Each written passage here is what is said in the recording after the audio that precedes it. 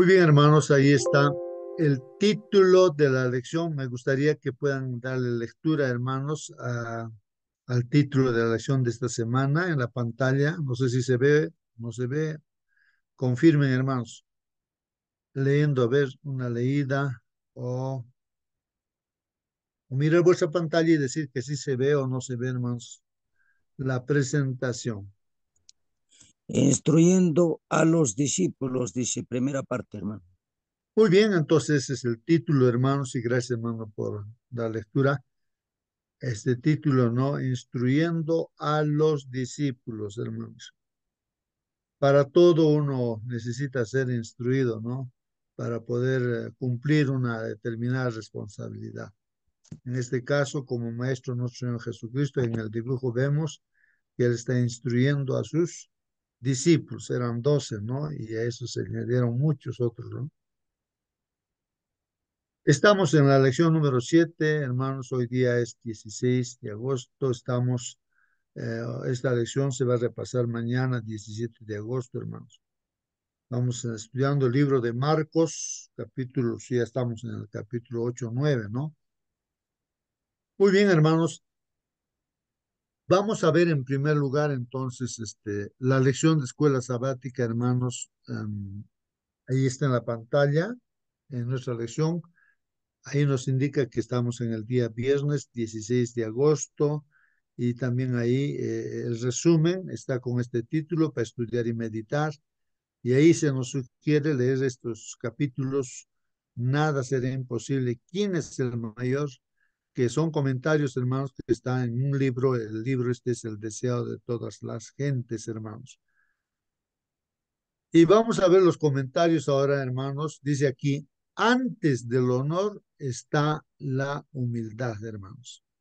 Pero, hermanos, les invito a que participen, prendan el micro y puedan hacer preguntas. Tal vez en esta semana en el estudio algo no se entendió, pero me gustaría también saber de que ustedes han captado, hermanos, algo importante, ¿no? Que puedan compartirlo con los demás. A ver, hermanos, estamos en una clase de repaso y si alguien quiere decir lo que ha entendido o algo importante, ¿no? Que ha aprendido en esta semana respecto a esta lección, hermanos, o hermanos en cualquier momento también pueden participar. Pero aquí hay en la lección, hermanos, de escuela sabática de, para este día viernes, el comentario dice, hermanos, que antes del honor está la humildad, hermanos. Antes del honor está la humildad, hermanos. Hay dos palabras importantes aquí en este comentario, hermanos. El honor y la humildad, ¿no? Antes del honor dice de que una persona, ¿no? O sea, se muestre correctamente, ¿no? Y se vea ese honor que dice ahí, ¿no? Mm, está, dice, la humildad. O sea, diríamos también, en forma contraria, antes del deshonor, ¿qué está, hermanos? Si es que va a venir el deshonor, o sea, van a comentar mal de nosotros, hermanos, o vamos a deshonrar a nuestro Dios. Antes de hacer eso, hermanos, ¿qué está? Si para el honor está la humildad, para deshonor estará pues lo contrario de la humildad, que vendría a ser pues no el orgullo, el egoísmo, la vanidad, ¿no? Entonces, hermanos, si alguien quiere tener honor, ¿no? Lo primero que tiene que suceder es la humildad. Si alguien quisiera participar, hermanos, indicando qué cosa es humildad, hermanos. Antes del Hermano, honor está la humildad. A ver, hermano, por favor, nos puede indicar qué entiende usted, hermano, por humildad, hermano. humildad puede ser conocimiento, sabiduría, pero siempre dirigido por Dios, ¿no? Eso es humildad. Y honor presente siempre nos lleva a la cabeza a veces de este mundo, ¿no? Y por honor podemos fallar en el campo de la humildad. Así que mucho cuidado, los honores pueden ser diferentes, ¿no? Economía, algún regalo, alguna diversión, alguna música. Así que, y aquí estamos en el último tiempo presente, entonces mucho cuidado de cada uno de nosotros a nivel personal, familiar, iglesia también. Gracias, hermano. Muy bien, gracias hermano Celso. Sí, pues hermanos, para el hombre honor puede ser muchas cosas, como dice el hermano, ¿no? Pero en este caso, en este comentario, estamos viendo es el honor que da Dios al ser humano, ¿no? ¿No? Que, como dice, ¿no? Que Dios al humilde levanta, ¿no? Del suelo, de donde esté, en la posición que esté, ¿no? Si es humilde, lo levanta, ¿no? Pero al orgulloso, hermanos, lo humilla Dios, pues lo humilla, ¿no? Pero al humilde le da honor Dios. A eso nos estamos refiriendo, ¿no? A ese honor que Dios da, pero ¿a quién da honor? Al que es humilde, al que es humilde. Recordemos que Jesús, nuestro Señor, fue manso y humilde. Él fue humilde. Y la Biblia nos dice que la humildad, por definición, es el obediente. Humildad quiere decir obediente, obediente hasta de los mandamientos de Dios hasta la muerte. Jesús fue obediente hasta morir en la cruz del Calvario, obediente. El que no es humilde es desobediente, es orgulloso, ¿no? Entonces, la humildad es eso, ¿no? Entonces, y continuamos, ¿no? Con los comentarios, hermanos, que son muy importantes en este día. Antes del honor está la humildad, ¿no? Y aquí dice, para ocupar, dice hermanos, mira, para El ocupar, mío, dice hermanos, justo, para, sí, ¿alguien el quiere mío hizo participar? justo, Ah, hermana, el mío hizo participa. justo. Sí, yo quería un poco eh, la humildad, hablar sobre la humildad. Y la humildad, en el caso del cristiano, sería que todo lo que el Señor permita que se haga eh, como ser humano en este mundo, sea reconocer que todo viene de Él, que nada es nuestro, todo viene de Él, Él nos usa, Él nos utiliza y podemos llegar a alturas, pero al reconocer que todo viene de Él, es humilde, es estar y mantener una humildad, porque nada es nuestro, hermanos, nada. Eso yo tendría que definir como humildad.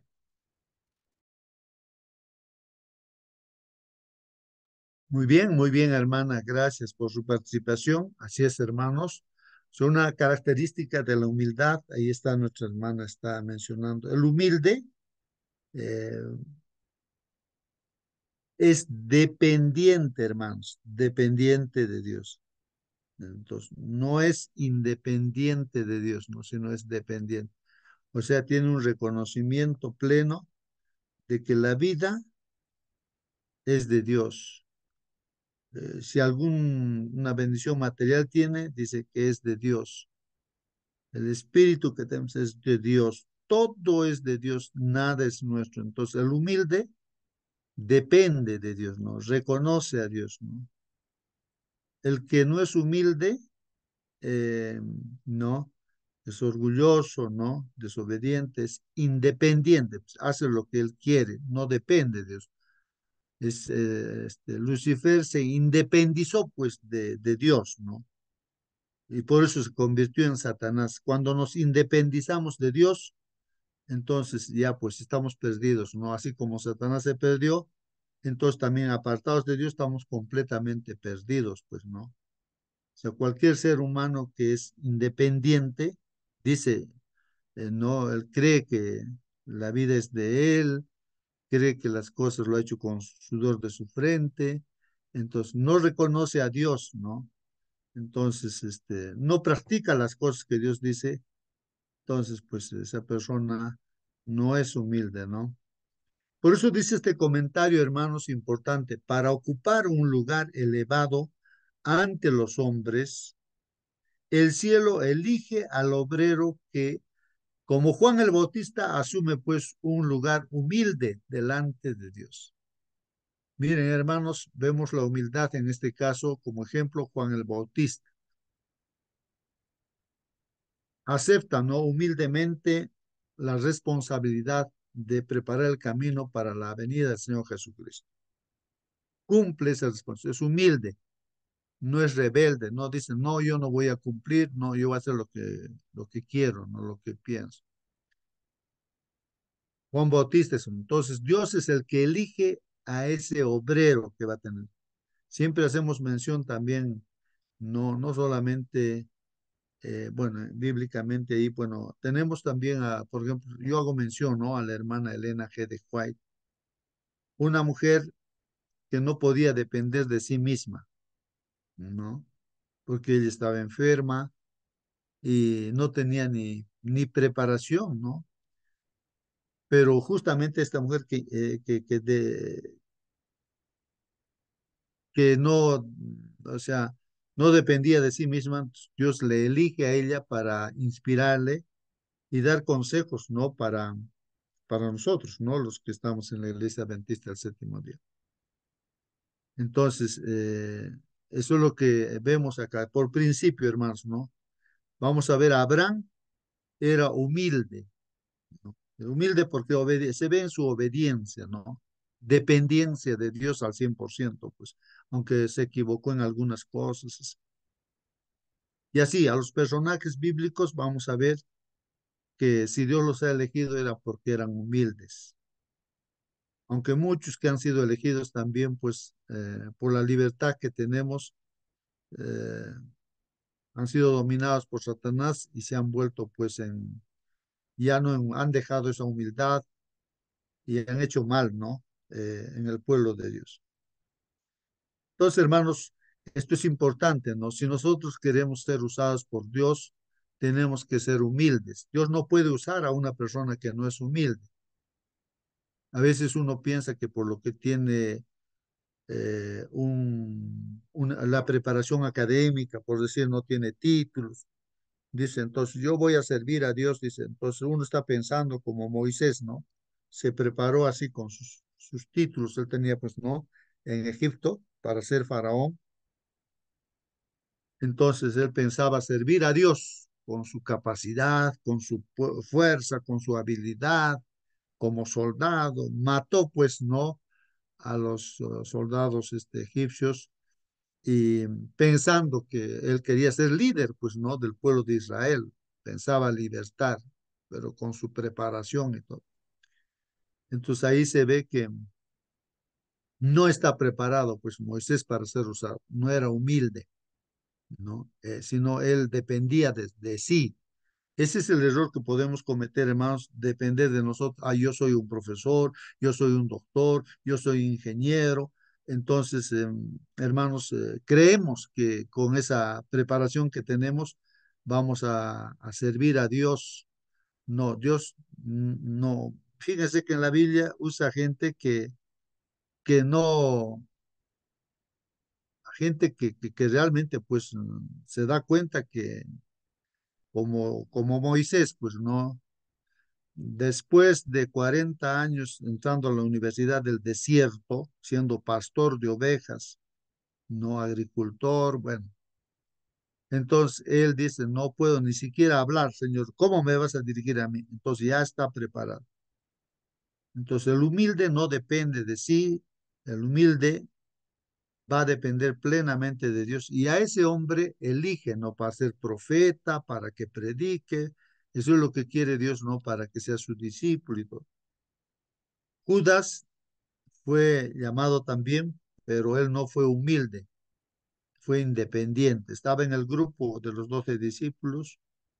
No fue humilde, pues no fue, tenía sus propias ideas, Todos los discípulos, dice, pensaban que él podía ser pues, el primer ministro, o sea, humanamente estaba capacitado para todo eso, pues tenía ideas y tantas cosas.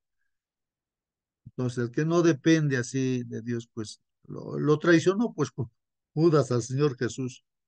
Y eso es lo que sucede, ¿no? Entonces, para reflexionar, hermanos, como dice, para ocupar un lugar elevado entre los hombres, el cielo, o sea, Dios, ¿no?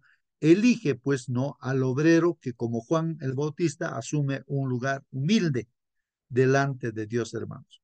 Entonces, el discípulo que más se asemeja a un niño, miren lo que pasa con un niño, hermanos. Entonces, un discípulo, o sea, en este caso, si nosotros nos asemejamos a un niño, dice, o sea, el niño, ¿por qué? Porque el niño siempre va a depender de sus papás, ¿no? Entonces, entonces, si nos asemejamos a un niño, dependemos, ¿no? Plenamente, en este caso de Dios, es el más eficiente en la labor para Dios. Ahí está, hermanos, la eficiencia está ahí, en el que aquella persona que depende de Dios, no depende de su fuerza, no depende de su preparación, sino depende plenamente de Dios. Y es obediente, no a su palabra. Entonces, hermanos, aquí continúa los comentarios. Dice, los seres celestiales, hermanos, pueden cooperar con aquel que no trata de ensalzarse a sí mismo, sino de salvar almas. O sea, hay un gran problema, hermanos, que uno tiende a ensalzarse, pues no, a mostrarse, no, ante la gente.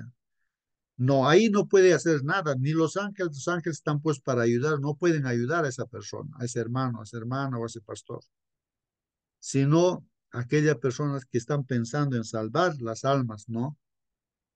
Humildemente, ¿no?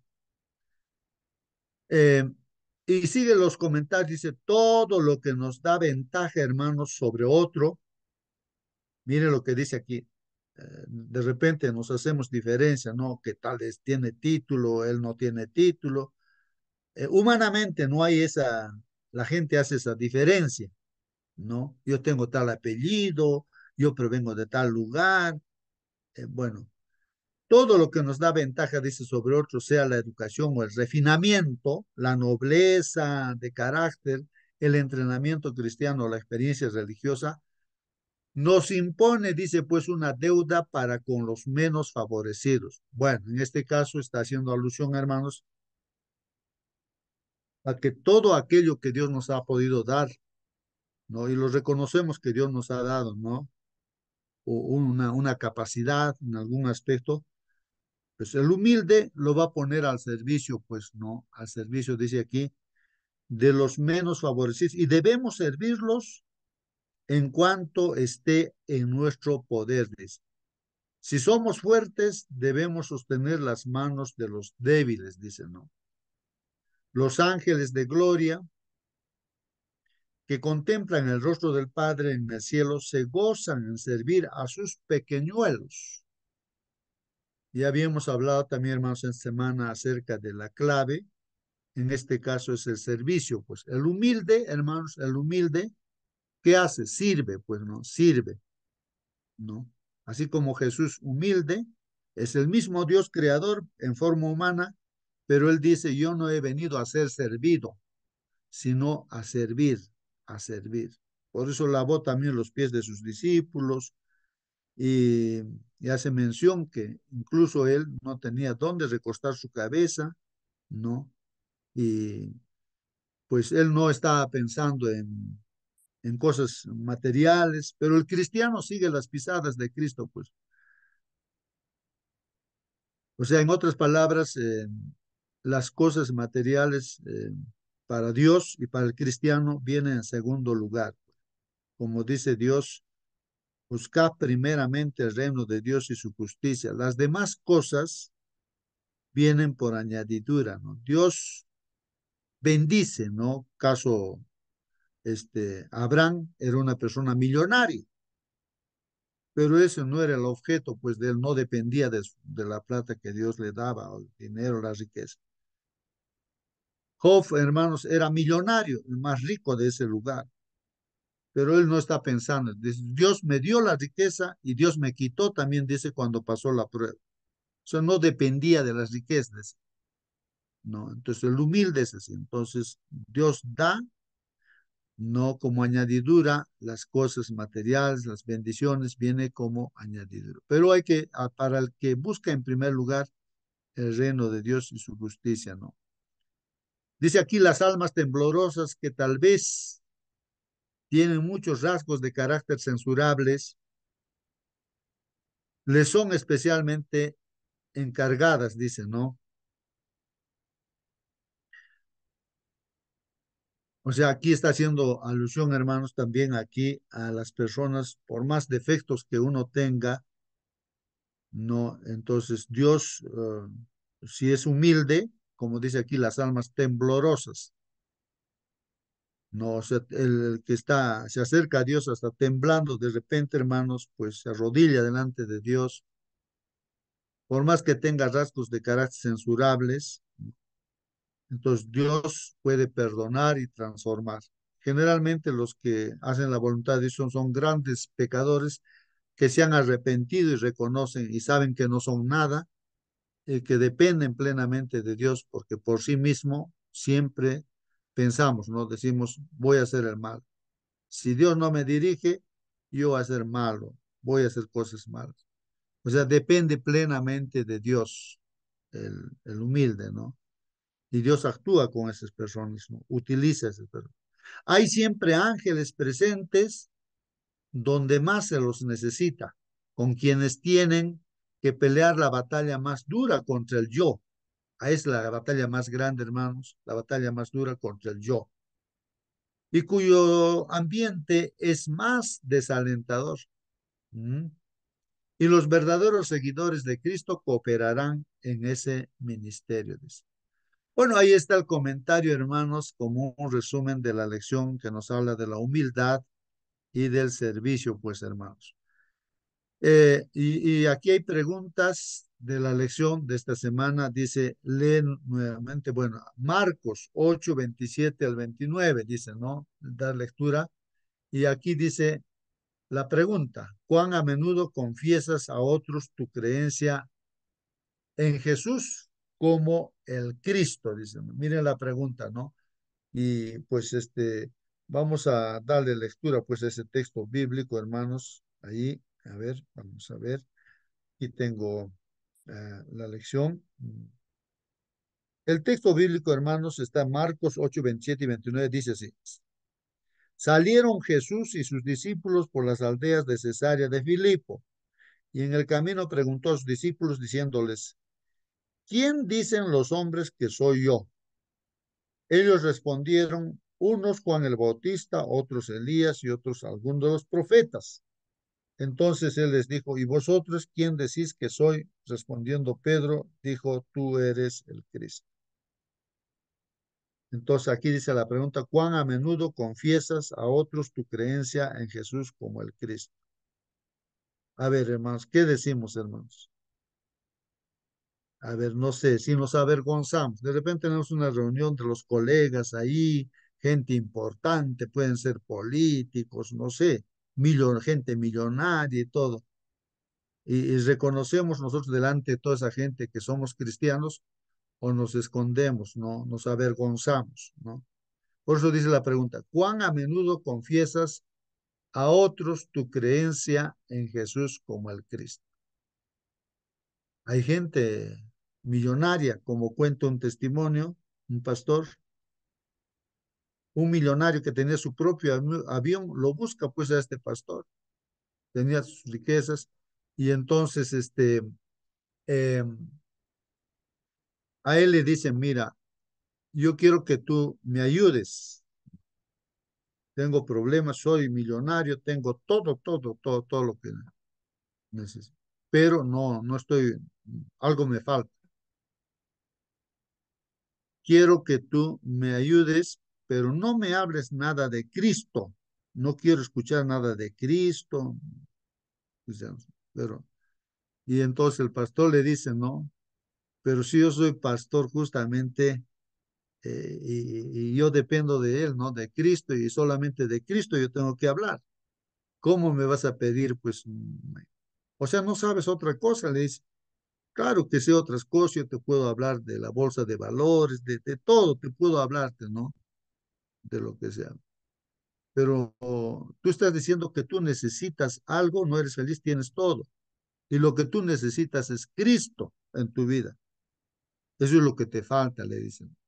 O sea, Él testifica, pues, ¿no? De Cristo. Bueno, hermanos, la pregunta está ahí, ¿no? ¿Cuán a menudo, ahora nosotros, a menudo confesamos, ¿no? A otras personas nuestra creencia que Jesús, pues, es el Cristo, el Mesías, el Salvador, es el Dios todopoderoso en forma humana. Vino a esta tierra y ahora está en el cielo, ¿no? Intercediendo por nosotros.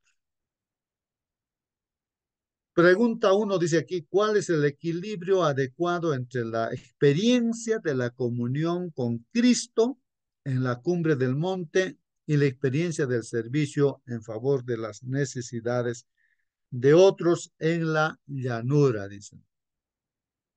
Habla aquí, hermanos, de un equilibrio, hermanos, dice aquí, equilibrio adecuado, ¿no?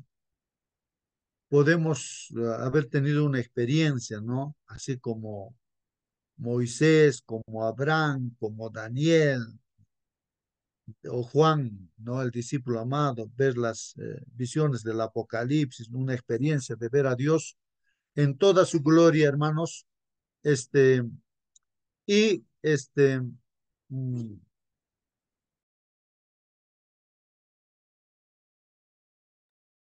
entonces, hermanos, ese equilibrio adecuado mm, entre esa experiencia de haber tenido ese privilegio como Moisés, de ver el, el amor de Dios, ¿no es cierto? Su justicia de Dios, su misericordia de Dios, ver el carácter de Dios, pero ¿cómo equilibras eso? ¿Con qué, hermano? Mire, dice aquí, con el servicio en favor de las necesidades de otro en la llanura. Entonces, en este caso, hermanos, estamos viendo aquí, hermanos, realmente que, por ejemplo, Moisés, no sé cuántos, miles de personas ha tenido que ser. Creo que salieron de Egipto, más de medio millón creo que han salido, ¿no? De personas, ¿ah? Y tenía que ser humilde y dirigía pues a todas las gentes. Y ahí en Col estaban la gente para hacer consultas a Moisés. Después organizó, ¿no? Pero estaba al servicio de todos. Era humilde, pues también Moisés era humilde, ¿no? Entonces ahí vemos a Juan, a Santiago, a Pedro, viendo la experiencia esta, ¿no? De ver al Señor Jesucristo como que va a venir en la segunda vez con su gloria, hermanos. Ahí en el monte vio, pues tuvo esa experiencia estos discípulos. Y hermanos, en este caso, cuando bajan del monte, hermanos, tienen que servir a la gente, ¿no? Tienen que servir a la gente. Y ese equilibrio que hay que hacer, hermanos, ¿no? Está bien que conozcamos la palabra de Dios, pero tenemos que entrar a la llanura, en este caso, pues no, a trabajar por las personas que nos rodean, por todas las personas, ¿no? Servir, ese es el asunto, ¿no? Servir, ¿no? Tenemos comunión con Dios, pero hay que servir, ¿no? Hay que servir. Analicen como clase la respuesta acerca de la grandeza al final de la sesión del miércoles. Hemos estudiado el día miércoles de la grandeza. Hablaban los discípulos detrás de Jesús, ¿quién va a ser el más grande? ¿Qué concluyeron acerca de la diferencia entre lo que el mundo considera grandeza y la opinión de Dios al respecto? Ahí está la pregunta, hermanos. ¿Cómo considera el mundo quién es grande en este mundo? ¿No? O sea, hay grandes millonarios en este mundo. Dicen, no, estos son los grandes. O los políticos, o no sé, qué poderoso, ¿no? O uno piensa, ¿no? Que aquella persona que tiene títulos, piensa de que es el más grande, ¿no? Este es más grande, ¿no? Y a veces en la iglesia podemos pensar, ¿no? Este hermano tiene riquezas, tiene profesiones, tiene títulos, este es el más grande en la iglesia, así que a veces de repente humanamente pensamos, este merece ser el anciano de iglesia. Así humanamente de repente mira, pero ¿cómo mira Dios, no? La grandeza, hermanos. Entonces aquí, hermanos, Jesús va a dar da una lección. Esta semana hemos estudiado, hermanos, a los discípulos que querían ser grandes, ¿no? Importantes. Entonces, ¿quién es el más importante, es el más grande en el reino de Dios, hermanos? Entonces hay que ver la diferencia, pues en la grandeza que se ve en este mundo y la grandeza que hay en el reino de Dios o en la iglesia, hermanos, ¿no? De acuerdo a la opinión de Dios a este respecto. ¿A quienes considera grandes el mundo, hermanos? Contrariamente a como los ve Dios, ¿no? Y cómo ve Dios la grandeza. En Hermano, contraste, sí, hermano, alguna respuesta a esa pregunta. grandeza Dios lo considera al que sirve en forma espiritual. Ese espiritual puede traducirse a material también, porque el material nos conduce ya pues su honor terrenal, nada bueno es, sino debe ser espiritual y cuando es servicio espiritual también va a servir en el campo material también. Pues. Gracias, hermano. Muy bien, hermanos. Y pues como estamos hablando del servicio, hermanos, Dios va a utilizar como un instrumento para que sirva a quién, hermanos, ¿no? Aquella persona que es humilde, aquella persona que no depende pues de sí mismo o de las cosas, sino va a depender plenamente de Dios, ¿no? Entonces esa persona va a ser elegida por Dios para servir, ¿no? Y es lo que quiere, que todos los que estamos aquí en la iglesia, que seamos así, pues, ¿no? Dependientes al 100% de Dios. Y entonces, o sea, no depender de nosotros mismos, de nuestras capacidades, no, no, no, sino del Espíritu Santo, que Dios nos utilice y la honra y la gloria pues será también para Dios, pues no para nosotros. Entonces, hermanos, hay ese contraste ahí, ¿no? Esa diferencia de los grandes del mundo y los grandes dentro de la iglesia o el pueblo de Dios. Entonces, ¿a quiénes podría Dios considerar como grandes mientras que el mundo los ignora o aún desprecia? Mm. El mundo, pues, si te ve que estás guardando sábado, dice, estos son unos ociosos. El mejor día de trabajo, sábado, están ahí en su iglesia. Estos son ociosos, no, no trabajan, dice. Te desprecian, pues, ¿no? Entonces, o sea, no entienden, ¿no? Las personas.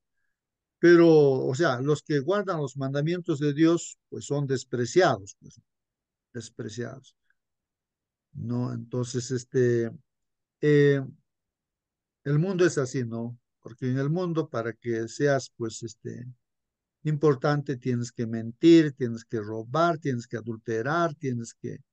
Tantas cosas, ¿no, hermanos? Que el mundo muchas veces considera así, ¿no? Y al cristiano es como un desecho, bueno, así es mirado, ¿no? Los cristianos, ¿no? Por el mundo. La gente del mundo pues, mira así, pues, ¿no? Entonces, bueno, mm, ¿qué nos dice esta diferencia acerca de cuán deformados y distorsionados son los ideales del mundo? ¿Qué nos dice esta diferencia acerca de cuán deformados Mm, y hermano, distorsionados son los ideales del mundo? Sí, hermano. eh, los ideales del mundo, ¿no? Los ideales. Eh, en todo caso, si aplicamos pisando tierra, entonces no, porque nuestro pensamiento siempre es, hermano, ser primero, eh, lograr cosas, ¿no? Para eso vivimos, pues, ¿no? Algunos tenemos títulos académicos, algunos de repente nada, pero hemos sobresalido, no sé, haciendo muchas cosas, pero siempre hemos logrado algo. Y eso no sirve, eso para nada no me sirve, hermano. O sea, ¿cómo lo ve? ¿Cómo tengo que pensar? ¿Cómo tengo que reflexionar, mi hermano? Muy bien, gracias hermano por la pregunta, ¿no? Claro, las experiencias, hermanos, de las personas que han logrado muchos títulos y muchas riquezas también, al final de sus días se han dado cuenta que se han equivocado, pues, ¿no? Porque cuando está llegando el momento de la muerte, porque todos estamos en tierra, somos mortales, ¿no? Pero bueno, claro, creyendo en Jesús, uno tiene vida eterna. Bueno, esa gente, hermanos, pues en los últimos días de su vida se decepciona, ¿no? Porque en su cajón donde va a ir a ser enterrado no puede entrar su casa, su carro, su riqueza, no, no le ponen, ¿no? A lo mucho le pondrán su mejor ternito, de repente una persona que va a morir. Entonces, ahí uno se da cuenta de que para qué ha hecho todo eso, ¿no? Su vida lo ha dedicado a eso, nada más. Y esa es la triste historia, pues uno se levanta pensando en su trabajo, traer el pan de cada día a la casa, tener dinerito para comprar sus cosas, ropa, de repente para vestirse. Y eso es pues la triste historia, ¿no? De cada ser humano en esta tierra. Y no hay, ¿no? La prioridad, ¿no?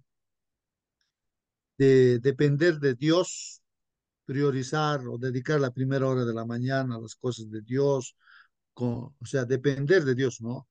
A través de sus consejos de Dios que estudiamos cada mañana, de hacer peticiones a Dios, de andar con Dios, pues no, no hay eso, pues no.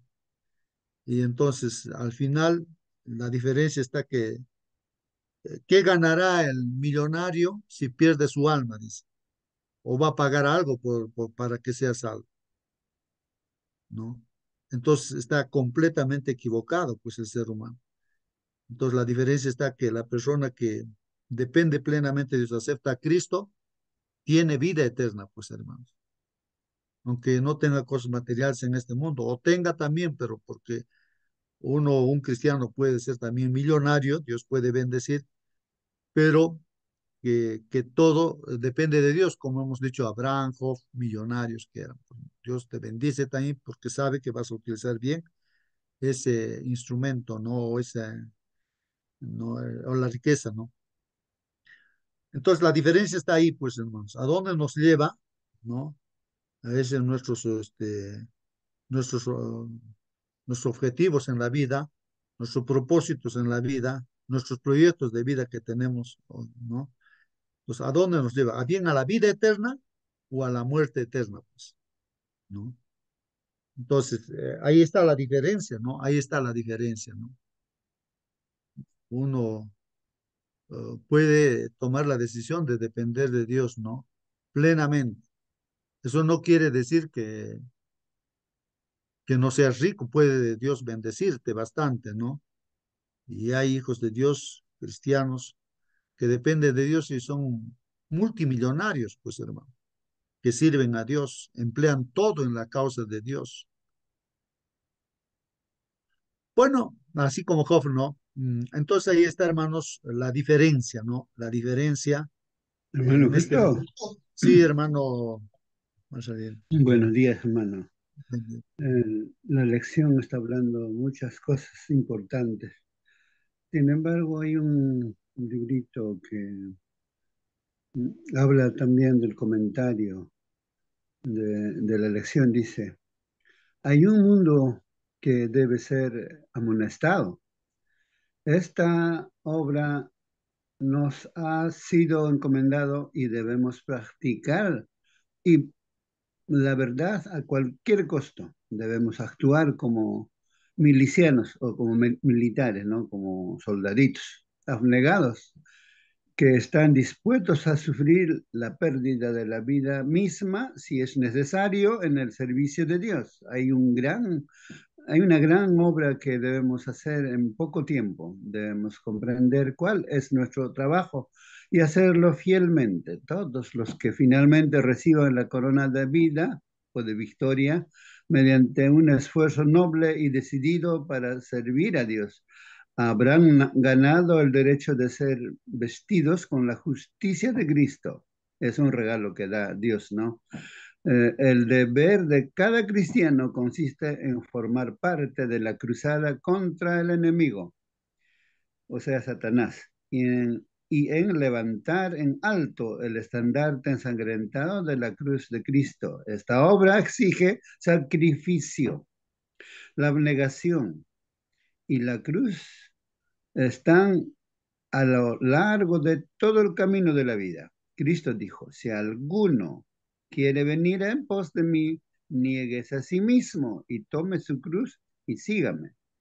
Mateo 16:24 también nos recuerda, los que obtienen los tesoros de este mundo están obligados a trabajar y sacrificarse. Deberían pensar los que van en pos de una recompensa eterna, que no necesitan hacer sacrificios. El deseo de todas las gentes, página 399 y hasta 410, nos recalca hacer las cosas a toda costa al servicio de Dios. Es importante tener títulos académicos, es importante tener una preparación, pero todo ello debe ser para honrar al que nos dio estas cosas para su servicio. Cuanto más preparado esté un cristiano, tanto mejor será su servicio a Dios. Al volver a Capernaum, Jesús no se... Oh, esto se borró, parece que no tengo conexión. Al volver a Capernaum, Jesús no se dirigió a los lugares bien conocidos donde había enseñado a la gente, sino que con sus discípulos buscó silenciosamente la casa que había de ser su hogar provisorio durante el resto de la estada en Galilea. Se proponía instruir a los discípulos más bien que trabajar por las multitudes. Durante el viaje por Galilea, Cristo había procurado otra vez preparar el ánimo de sus discípulos para las escenas que esperaban.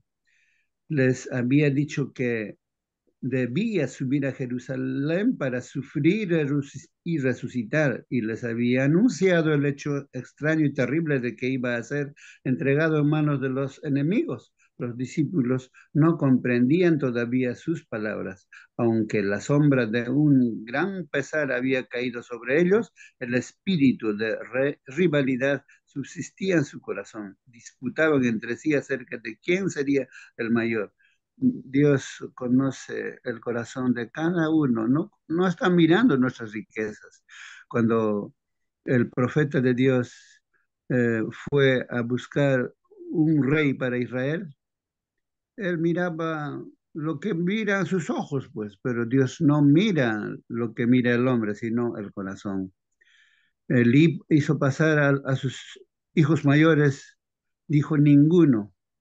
¿No tienes más hijos? Le dijo. Sí, tengo un menor que está en el campo. Mándalo a llamar. No comeremos nada antes que llegue aquel hijo que tienes. Cuando llegó, puso sus manos sobre él y era David, porque Dios conocía el corazón. Dios te conoce a ti, a mí, nos conoce en esta mañana. A cada uno de nuestros pensamientos, todo lo sabe.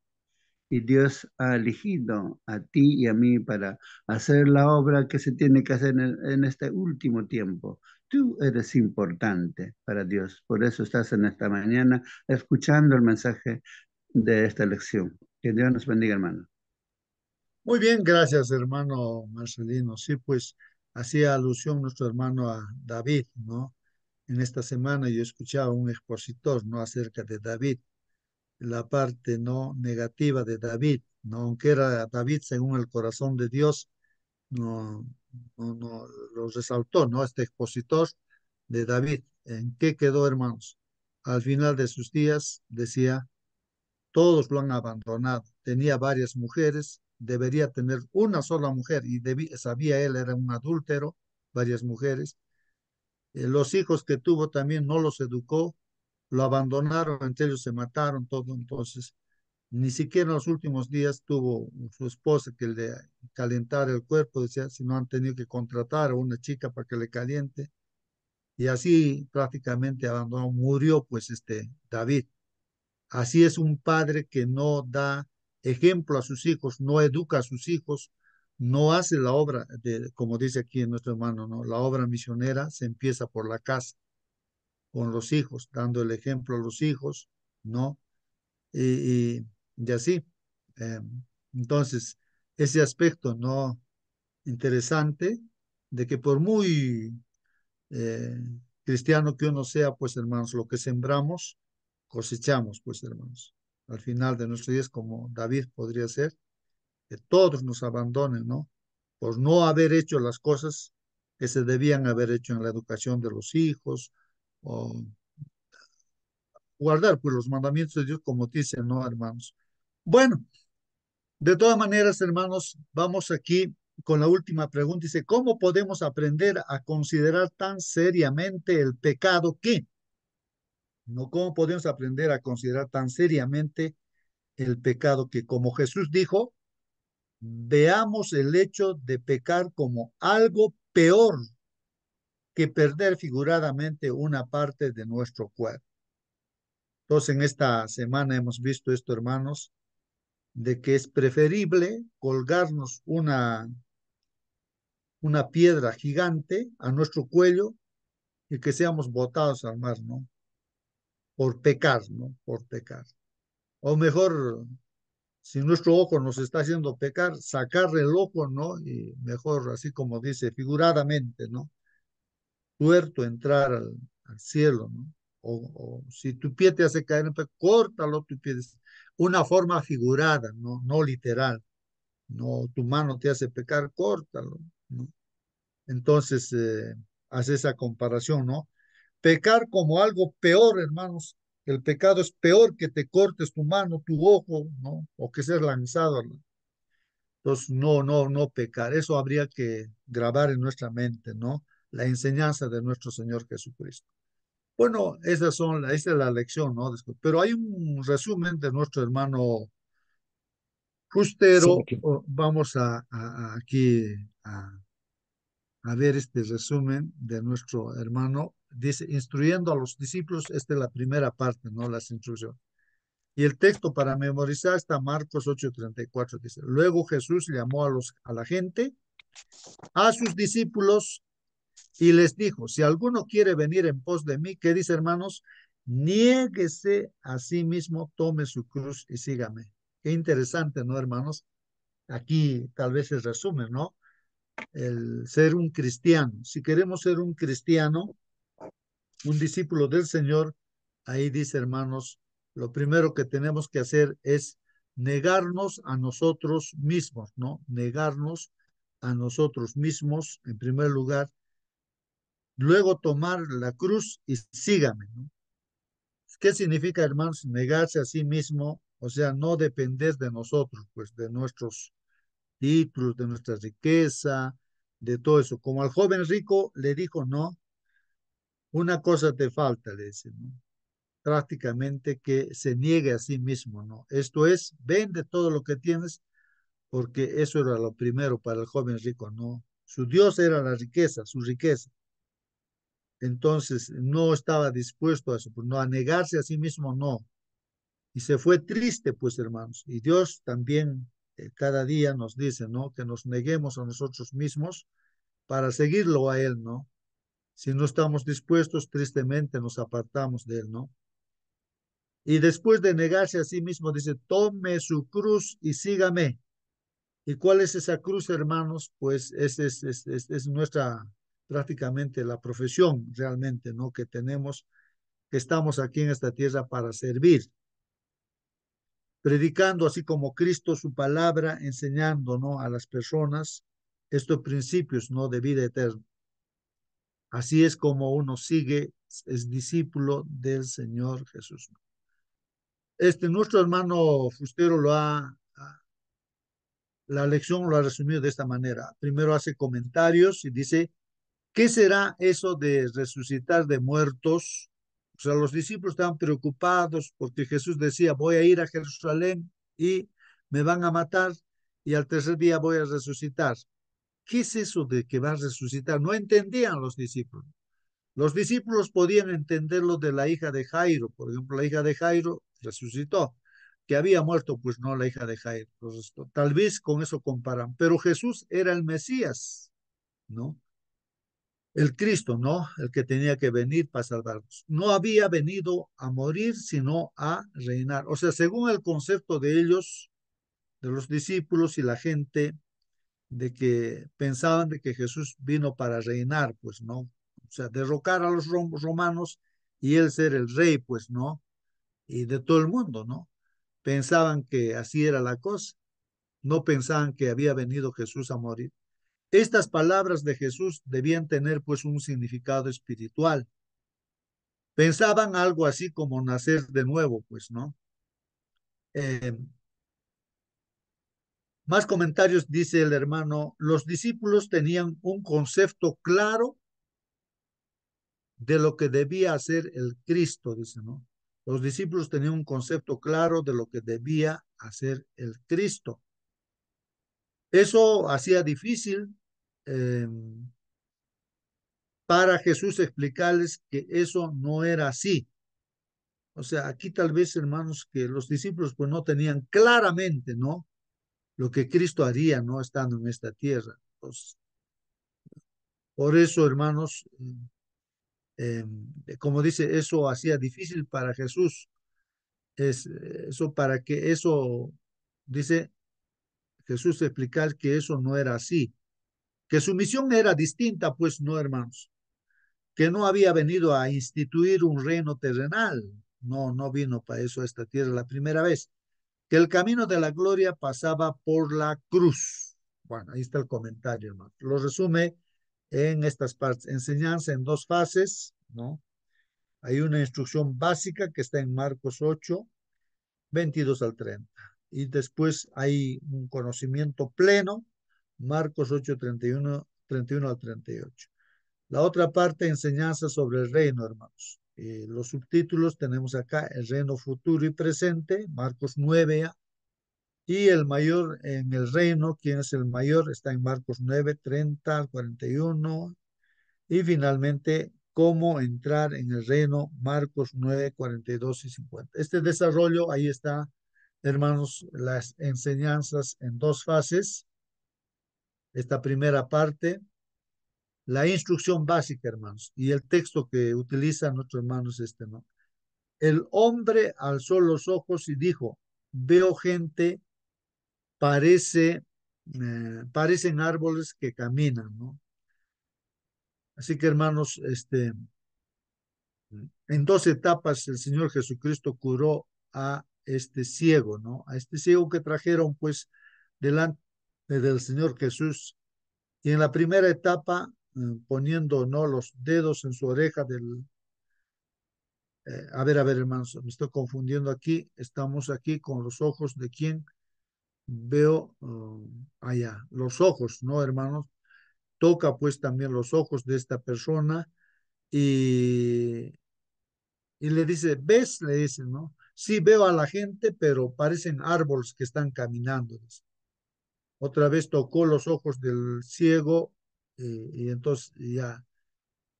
Y ahora, ¿cómo ves? Él ve pues claramente, hermanos, nítidamente. ¿Por qué sucedió eso en dos etapas? Habíamos comentado, hermanos, de que esta persona necesitaba ejercer fe en Dios, ¿no? Y a través del toque que le hace, pues ejerce fe en las dos etapas. La sanación registrada en Marcos 8, 22 al 26 es la más extraña de las realizadas por Jesús. En una primera fase el hombre es capaz de ver borrosamente. En la segunda fase ve por fin con nitidez, pues. Este milagro sirve como una parábola de la forma en la que Jesús iba a instruir a sus discípulos, preparándolos para que captasen lo mejor posible la realidad, ¿no? De su misión salvador. Bueno, podría yo comentar también, ¿no, hermanos? Decir de que el trabajo que hace con nosotros, o sea, Dios hace un trabajo con nosotros, eh, instruyéndonos, mm, bueno, día tras día estamos estudiando, ¿no? Para que ejerzamos fe, pues, hermanos, ¿no? Fe, confianza plena en Él, de que Él es el todo y el que todo lo puede hacer, y Él es el que tiene que dirigir la obra misionera, no nosotros, sino Él. Bueno, en una primera fase los discípulos habían llegado a la conclusión de que Jesús era el Cristo. Para asegurar esa verdad en su mente, Jesús los llevó a declararlo haciéndoles una pregunta indirecta y otra directa, ¿no? Cuando el Señor pues pregunta, ¿qué dice la gente, no? Acerca de mí. Y otra pregunta directa, ¿y ustedes qué dicen acerca de mí? Y es la pregunta también directa para nosotros, hermanos. Para nosotros, ¿quién es Cristo? ¿No? Esa es una pregunta clave, hermanos. Y nuestra conducta, nuestro comportamiento o el servicio que hacemos en este mundo depende de la respuesta de esa pregunta. ¿Quién es Jesús para nosotros? ¿No? Eso es importante, hermanos. Pero ellos debían guardar silencio con respecto a esta declaración, pues todavía no habían comprendido todas sus implicaciones, ¿no?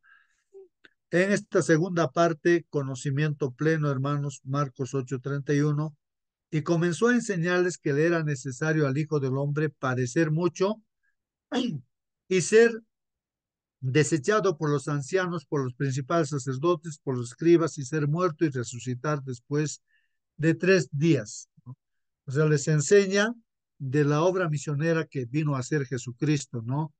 Dar su vida por nosotros, que iría a Jerusalén, hermanos, y ahí los ancianos de la iglesia de ese tiempo, del pueblo, ¿no? Judío, en la sinagoga, ahí están los ancianos, los principales sacerdotes y los escribas, ¿no? Que matarían pues al Señor Jesucristo. Y al tercer día resucitaría, ¿no? Esa fue una enseñanza, ¿no? ¿A qué vino Jesús? Y que un cristiano también, ¿qué es lo que tiene que hacer, hermanos? En la segunda fase de su enseñanza, las palabras de Jesús fueron muy claras. Rechazo, muerte, resurrección. Pero algo estalló en la cabeza de Pedro, hermano. Señor, ten compasión de ti, en ninguna manera esto te acontezca. Judas, o digo Pedro, ¿no? Pedro el hablador, el que primeramente dice que Jesús dice, Señor, tú eres el Cristo, el Hijo del Dios viviente. Bienaventurado Pedro, porque has hablado inspirado por Dios. Pero al poco rato, cuando Jesús dice que va a ir a Jerusalén y lo van a rechazar, lo van a matar y va a resucitar al tercer día, Pedro le dice, Señor, ten compasión de ti, en ninguna manera esto te acontezca. ¿Cómo vas a permitir que eso te pase, pues, Señor? Entonces el Señor Jesús le dice, apártate de mí, Satanás, le dice a Pedro, ¿no? Apártate de mí. Entonces hay dos cosas aquí, hermanos. Nuestra mira, ¿dónde está, hermanos? ¿Dónde está? ¿No? Si está en las cosas de Dios, entonces vamos en esa dirección, pues, hermanos, ¿no? Contra la corriente de este mundo, ¿no? Y si nuestra mira está en las cosas así como Pedro miraba en lo humano, vamos a depender de cosas como filosofías humanas, ¿no? A veces nosotros ponemos nuestro pensamiento, pues, ¿no? Nuestra dependencia no plenamente en Dios, ¿no? Sino dependemos de las cosas de este mundo, pues, ¿no?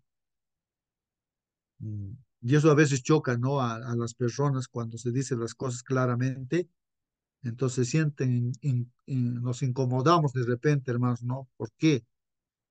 ¿Por qué uno dice, no? Entonces ahí está la distinción. Y eso es lo que Jesús dice, ¿no? Si no te vas a negar a ti mismo, si tú vas a querer depender de ti mismo, entonces no sirves para ser mi discípulo. No puedes ser mi discípulo. Es imposible que seas discípulo mío.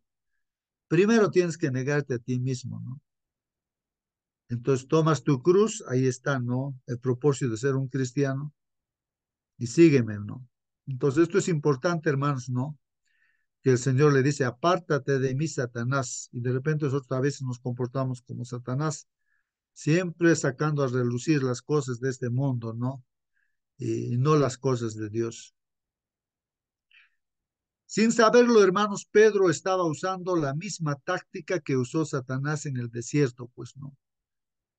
¿Qué usó Satanás en el desierto, hermanos? Pues desviar, ¿no? La mira que tenía el Señor Jesucristo de dar su vida como hijo de Dios y quería cuestionar, hacerle dudar de que era hijo de Dios, lo tienta, ¿no? Una y otra vez, hermanos, ¿no? A Jesús. Pero el Señor Jesucristo siempre se defiende con un escrito está, con un escrito estás, ¿no? Y aún le dijo, no, yo te doy todo, todo este mundo, la riqueza, todo te lo doy a ti. Solamente tú arrodíllate delante de mí, le dijo Satanás. Y el Señor Jesús le dijo, apártate de mí, Satanás, ¿no? Así como lo dijo a Pedro, le dice, solamente, escrito está, solamente de Dios uno se va a arrodillar. Y apártate, Satanás, ¿no? Y Satanás tuvo que apartarse, pues, hermano. Entonces, eso es importante que nosotros tengamos en cuenta. Hay dos miras, ¿no? Dos miras. O bien nos concentramos, dependemos de Dios negándonos a nosotros mismos, o bien seguimos pues el camino de no, de como Pedro estaba mirando las cosas de ese mundo. Aunque a lo largo de los días que estuvo con Jesús, Pedro, aunque negó al Señor Jesucristo, ¿no? Porque su mira estaba mal, en las cosas de este mundo estaba, lo negó a su maestro, de boca decía que le iba a dar su vida por él, pero al final lo negó. Pero, hermanos, era muy sincero Pedro. Dios lo buscó, el Señor Jesús lo buscó resucitando y pues hizo eh, este, hizo, hermanos, reconcilió, pues, me amas, me amas, me amas, le dijo a Pedro. Le encargó, ¿no? El estudio, o digo, el pastorear a sus ovejas, ¿no? Eso le encargó, ¿no? Muy bien. Eh, en la, dice aquí, hermanos, en la segunda, aquí, en la segunda fase de su enseñanza, la palabra de Jesús fueron muy claras. Rechazo, muerte y resurrección. Pero algo estalló en la cabeza de Pedro. Señor, ten compasión de ti, en ninguna manera esto te acontezca. En ninguna manera esto te... Bueno, esto hemos leído ya. Sin saberlo, Pedro estaba usando la misma táctica que usó Satanás en el desierto. El camino fácil, hermanos.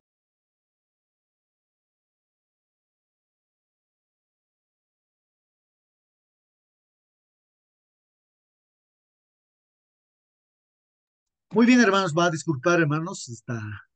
Eh, entonces, hermanos, aquí el camino fácil llevaba a Jesús a un reino terrenal. El difícil lo llevaba a alcanzar la salvación a nuestro favor. Eh, y eso no era todo. Eso no era todo. Sus seguidores debían estar dispuestos a pisar el mismo camino, tomar la cruz y vivir o morir por el precioso don de la salvación, ayudando a otros a alcanzar. Bueno, hermanos, aquí creo que lo importante es rendirse a Dios en el estado y condición que esté. No sé si uno recapacita, piensa, hermanos, que las pruebas que nos vienen, hermanos, es justamente para ser humildes, para no depender de nosotros mismos, sino depender plenamente de Dios. Tiene que llegar un momento, hermanos, en que nosotros no, digamos, no, de que Dios mío, yo no puedo, soy incapaz, soy impotente. Entonces, hermanos, justamente esa es la oportunidad para Dios para entrar en nuestra vida y pues y utilizarnos, ¿no? Como un instrumento. Em, eh, aquí, hermanos, vamos a entrar, hermanos, aquí a esta parte de enseñanza sobre el reino, la segunda parte, el reino futuro y presente. Y les apareció Elías con Moisés y hablaban con Jesús. ¿no? Entonces aquí algunos discípulos, Pedro, Juan y Jacobo, hermanos, tuvieron el privilegio, ¿no? De ver, ¿no? Lo que sería el reino futuro, o sea, la presencia de Jesús con Moisés y Elías, hermanos. Y tiene un simbolismo grande Elías y Moisés. Elías fue llevado vivo al cielo, Moisés murió y resucitó y fue llevado también al cielo. Así será cuando venga el Señor Jesucristo. Unos estaremos tal vez vivos cuando venga el Señor Jesucristo y seremos transformados y llevados así, sin haber experimentado la muerte, ¿no? La primera muerte. Otros de repente vamos a morir, descansar y en la tumba pues descansar, ¿no? Pero cuando venga Jesús nos despertará de ese sueño de la muerte y nos transformará y nos llevará también juntamente con aquellos que estaban vivos, ¿no? Y así viviremos eternamente con nuestro Señor. Eso es un simbolismo, ¿no? Pedro, Jacobo y Juan no eran plenamente conscientes de estar vislumbrando en el monte el reino de gloria, una representación en miniatura de la segunda venida de Jesús. Bueno, tuvieron ese privilegio de ver, ahí está el dibujo, la presencia pues del Señor Jesucristo en su gloria, ¿no? El gloria del reino, así como vendrá por segunda vez el Señor Jesucristo. Lo que sí tenían claro era que querían quedarse allí, pero en ese momento no percibían el verdadero significado de las palabras de Moisés y Elías, que Moisés y Elías hablaban con Jesús. ¿De qué hablaban, hermanos? De su partida de Jesús a Jerusalén y que daría su vida por nosotros, pues no resucitaría al tercer día, se iría al cielo. Bueno, la Biblia dice que hablaban de ese tema, ¿no? Lucas 9, 30, 31, ahí dice eso. Para que los muertos en Cristo, hermanos, representados por Moisés, y los fieles vivos de la última generación, representados por Elías, pudieran entrar en la gloria, Jesús debía morir en Jerusalén. Claro, esa esperanza que tenemos, hermanos, estemos vivos o estemos muertos, hermanos, o descansando en la tumba, era importante que Jesús diera su vida por nosotros, pues si no, no tendríamos esa esperanza, pues hermanos. Tenía que ir a Jerusalén para morir y resucitar al tercer día. Al bajar del monte se evidenció el estado presente del reino. La falta de fe hacía peligrar su misma estructura. A los apóstoles les faltaba fe y un padre desesperado había perdido la confianza. Ahí está el padre con su hijo esperando a Jesús para que curara a su hijo, ¿no? Porque los discípulos no podían solucionar ese problema, botar el demonio que había en este joven. Entonces Jesús, al ver ahí a la gente, sobre todo ahí estaban los fariseos, seguro los escribas, cuestionando, pues seguramente criticando a los discípulos, y a veces ustedes no pueden botar ese demonio de aquí, entonces son falsos, y así había una discusión tremenda ahí. Y entonces Jesús cuando baja y ve al Padre que también se acerca dudando, a ver si puedes hacer algo por mi hijo, dice, ¿no? Bueno, el Señor les enoja, ¿no? Les reprende, ¿no? ¿Hasta cuándo voy a estar con esta generación, ¿no? Incrédula. No vaya a ser que nosotros en esta sala también, pues, no nos reprende el Señor, ¿no? ¿Hasta cuándo? No creen en mí, nos puede estar diciendo el Señor. A los apóstoles les faltaba fe y un padre desesperado había perdido también la confianza, hermanos. Con fe, hermanos, todo es posible. Con fe todo es posible, hermano. Pero si te falta fe, clama, pues entonces nos dice como ese padre, creo, ayuda a mi incredulidad, decirle al Señor. La otra parte, el mayor en el reino, hermanos. Entonces Jesús se sentó, llamó a los 12 y les dijo, si alguno quiere ser el primero, que sea el último de todos y el servidor de todos. Entonces, ¿quién es el mayor en el reino de Dios, hermanos? Había esa discusión entre los discípulos, quién iba a ser el mayor en el reino de Jesús, en el reino de nuestro Señor Jesús. Jesús comienza pues su camino de descenso a Jerusalén desde Cesarea, haciendo un alto en Capernaum. Aprovecha este tramo para instruir y preparar a sus discípulos. Siempre enseñando al Señor Jesús, no, aprovechando cualquier situación, enseñando a sus discípulos. Para ellos, lejos de comprender lo que Jesús les quería enseñar, O sea, los discípulos, hermanos, disputaban, pues, quién sería el mayor cuando Jesús se proclamase rey en Jerusalén. Pensaban que Jesús iba a ir a Jerusalén para ser rey. No entendían, ¿no? Lo que les decían, me van a matar y voy a resucitar al tercer día. Eso no comprendían. Ellos pensaban que está yendo a Jerusalén para ser rey. Primera enseñanza, hermanos. El Señor Jesús toma un niño, escenificó la grandeza, pues, en el reino de Dios con ese niño. Los primeros son, dice, los últimos. Si tú quieres ser primero, nos dice el Señor, tienes que ser el último. El mayor es el siervo, el que sirve, ¿no? El más pequeño y humilde ha de ser tratado como si fuese Jesús mismo. Entonces, así debemos tratar, dice, ¿no? Al más pequeño, ¿no? En este caso, en el reino de Dios, al creyente más pequeño, hay que eh, tratarlo, ¿no? Como si fuera nuestro mismo Señor Jesucristo, ¿no? Lo que dice. Ahora, la segunda enseñanza, hermanos, la segunda enseñanza ahí dice, eh, todos tienen su parte que hacer y nadie debe ser desechado cuando hace la obra de Dios, por pequeña que ésta sea. Claro, todos tenemos nuestra parte que hacer, hermanos. Nadie es desechado. eh, y por pequeña que sea la obra, todos tenemos una responsabilidad, pues, hermanos, para hacer la obra de Dios. Finalmente, hermanos, ¿cómo entrar en el reino? Porque todos serán salados con fuego y todo sacrificio será salado con sal, hermanos. Y la sal, hermanos, da sabor pues a la comida. Y esta sal está referida, hermanos, pues a el carácter de amor, ¿no? Que tiene el Señor Jesucristo, ese carácter del Señor, pues ese es el carácter que debemos tener, esa es la sal, ¿no? Que debemos tener. Atarse una enorme piedra al cuello o echarse al mar, cortarse una mano, un pie o sacarse el ojo, formas extrañas de salvarse, dice, y la pregunta aquí dice, no, hermanos, bueno, en este caso, hermanos, si nosotros no tenemos esa sal, o sea, vendría a ser el Espíritu Santo también, hermanos, si no estamos con Dios unidos, si no estamos manifestando el carácter de Dios, pues ya es como que la sal no da ya ese sabor, a nada sirve, pues no, entonces, si no estamos manifestando el amor de Dios, entonces, así como esa sal que no da sabor, ya para nada uno sirve, pues. Por eso la sal es importante, hermanos, es un símbolo.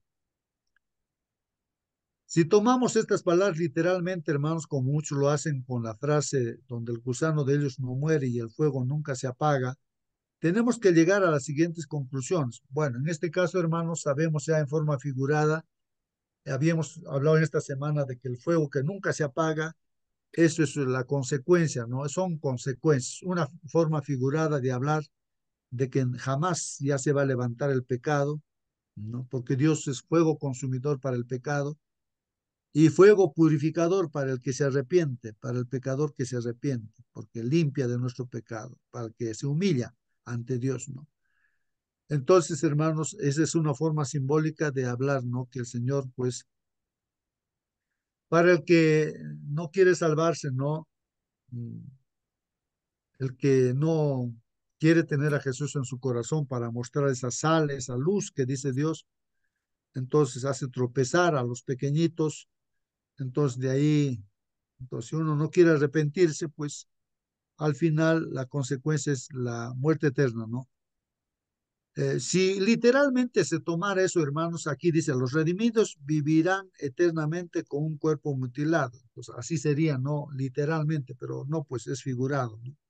Los malvados sufrirán eternamente, pero al menos su cuerpo estará entero. Bueno, por eso es una forma figurada que dice el Señor, ¿no? Si quieres entrar al cielo y tu ojo te hace caer, sácate tu ojo, pues dice, ¿no? Y así entras tuerto al cielo. No es que van a haber tuertos en el cielo, sino es una forma figurada de decir, saca o deja ese hábito malo que estás haciendo, deja de pecar, ¿no? Si tu pie te hace caer, pues córtate tu pie, es una forma figurada de decir, deja de pecar, no vayas ya pues a ese lugar donde pecas, ¿no? Las enseñanzas que se desprenden de esta exageración es evidente. El pecado es tan terrible, hermanos, que debemos huir de él inmediatamente, hermanos, ¿no?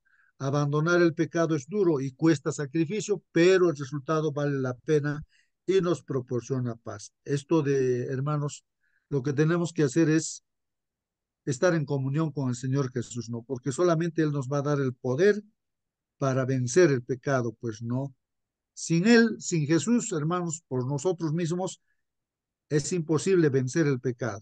Mucha gente intenta vencer el pecado con su propia fuerza, eso le dura un día, una hora de repente, o una semana, un año o 2 años, pero al final otra vez en lo mismo. Pero para vencer el pecado, hermanos, pues es cada día estar con Jesús, cada día. Un minuto o un momento que nos separamos del Señor, justamente ahí pues el terrible, nos podemos perder, hermanos. Un momento de separación del Señor, pues el enemigo aprovecha eso y puede destruir nuestra vida. Finalmente, todo leal y abnegado obrero de Dios tiene la disposición de gastar y ser gastado por causa de otros. Entonces, el cristiano, hermano, estamos acá para ser gastados, no en la causa de Dios, por otros, ¿no es cierto? Para eso Cristo se dio a sí mismo, ¿no? Cristo dice, el que me ama, el que ama su vida, hermanos, el que ama su vida, que quiere conservar su vida, hermanos, la va a perder. El que aborrece su vida, más bien el que entrega completamente su vida a Dios, ya pues, entonces va a tener vida eterna, dicen, ¿no? Para vida eterna la guardará. O sea, hay que consumirnos en la obra de Dios, pues, hermanos, haciendo la obra de Dios. Juan 12:25, ¿no? Mediante esfuerzos fervientes y reflexivos para ayudar donde sea necesario. El verdadero cristiano muestra su amor a Dios y a su prójimo. Quizá pierda su vida en el servicio, pero cuando venga Cristo para reunir sus joyas, la encontrará otra vez. Así que, hermanos, aquí de repente en la conclusión, lo importante, hermanos, es donde hay que poner esfuerzo, hermanos, perseverancia, la voluntad, hermanos, donde hay que poner, hermanos, de parte de nosotros, es en levantarse temprano y dedicar la primera hora a Dios, en la comunión con Dios, para la oración, y hermanos, y encomendados a Dios, salir, hermanos, no pidiéndole a Dios que nos utilice, y Él hará grandes cosas a través de nosotros. Es ahí donde nosotros tenemos que trabajar.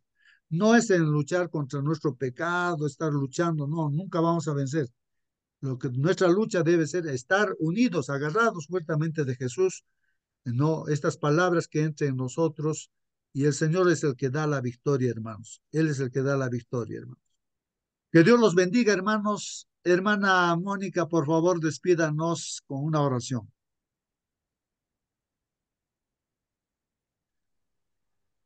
Vamos a orar. Eh, Bendito Padre, Señor, santificado y glorificado sea su nombre. Dios mío, primeramente agradecemos todas sus bendiciones y misericordias, sus manos, sus cuidados para con cada uno de nosotros, mi Señor. Y sobre todo también, mi Señor, agradecemos el pan espiritual que usted nos ha regalado cada día.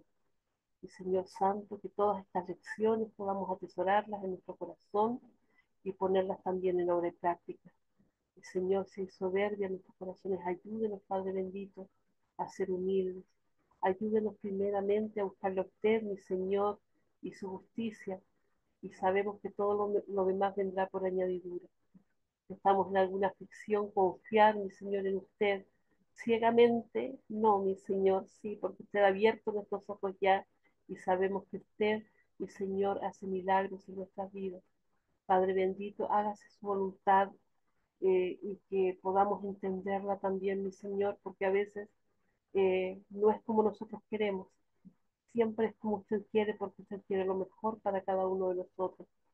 Señor Santo, le queremos suplicar eh, que podamos andar en sus caminos el día de hoy, que su Santo Espíritu nos guíe, que nos acompañe, y rogamos especialmente por cada familia aquí representada, mi Señor. Cada uno tiene sus batallas, usted las conoce, mi Señor Santo. Rogamos por cada hijo también, especialmente por aquellos que se han alejado también, Padre amado. Mi Dios, Rogamos todo sabiendo que no merecemos nada, mas lo rogamos todo por Cristo Jesús, nuestro Señor y Redentor. Amén. Amén, amén, hermanos. Que Dios los bendiga. Hasta mañana, hermanos. Hasta mañana.